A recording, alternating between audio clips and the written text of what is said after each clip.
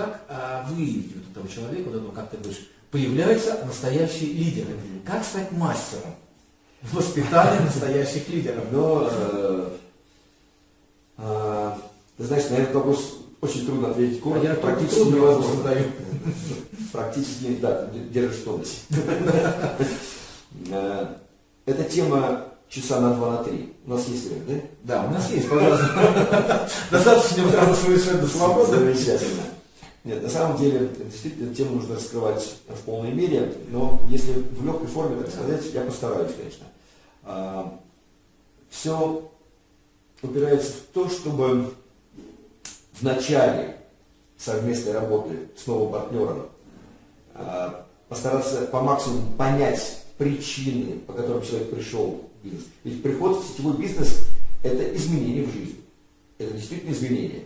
Хотя некоторые иногда говорят, что ничего менять не надо. Твой привычный образ жизни сохранится. Я считаю, что это не совсем верно. Если приход в сетевой бизнес, если мы говорим о профессиональной, о серьезной работе, о серьезном отношении к этому бизнесу и к себе в нем, то это действительно изменение. Есть очень важное качество, которое в сетевом бизнесе, как ни в одной другой сфере профессиональной деятельности, необходимо человеку для достижения успеха. Это самодисциплина, самоорганизованность, умение управлять собственным временем. И большинство людей, приходя в наш бизнес, не обладают этими качествами, и им, конечно же, нужно в этом помогать. Так, вот здесь как определить?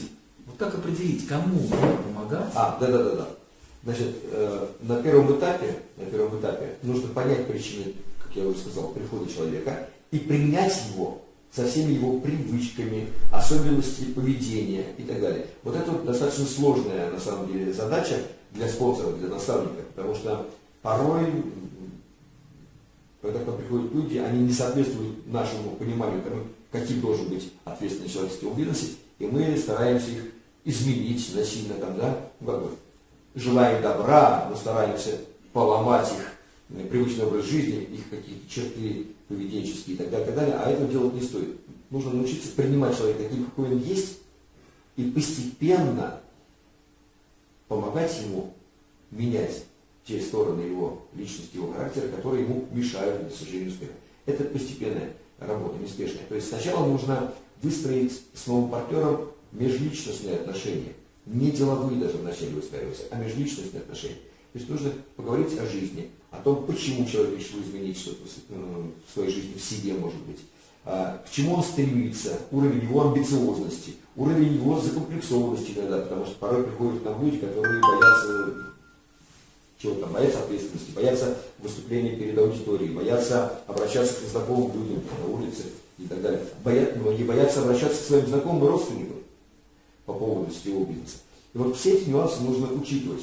И вот сначала принимая человека таким, какой он есть, постепенно помогая ему избавиться от нежелательных, так скажем, качеств и привычек и поменять их на более продуктивные привычки. Вот это и есть работа спонсора, работа наставника в том числе. И давать конкретные задания. На начальном этапе бизнеса очень важно давать людям конкретные, четкие конкретные задания по поводу того, что нужно делать в этом бизнесе. Опять-таки, учитывая особенности личности данного человека.